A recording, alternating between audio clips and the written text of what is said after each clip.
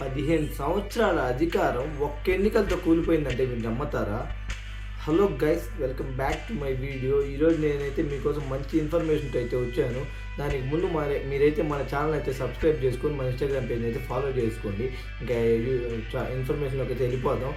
Mamata Banerjee west Bengal రాష్ట్రాన్ని 15 సంవత్సరాల పాటు పాలించింది.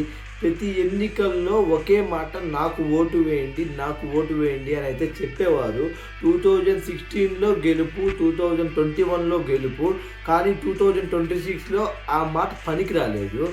ప్రజలు ప్రతిపక్షంపై మాత్రమే కాదు, వ్యవస్థపై నమ్మకం కోల్పోయారు. అవినీతి, నెరవేరని హామీలు, ఒక వ్యక్తిపై ఆధారపడిన పార్టీ, ఇలాంటి కారణాల వల్ల అయితే నమ్మకం అయితే కోల్పోయారు ప్రజలు. నమ్మకం ఒక్కసారి కోల్పోయి చేజారితే ఎవ్వరూ దాన్ని కాపాడలేరు, వెనక్కి తీసుకొని రాలేరు. ఇదే నిజమైన పాఠం. అధికారం శాశ్వతం కాదు, దీదీకి కూడా కాదు. మీ అభిప్రాయం ఏమిటి? కామెంట్ చేయండి. ఇంకా ఇలాంటి వీడియోస్ కోసం ఫాలో చేయండి. మర్చిపోకుండా మన ఛానల్ని కూడా సబ్స్క్రైబ్ చేసుకోండి.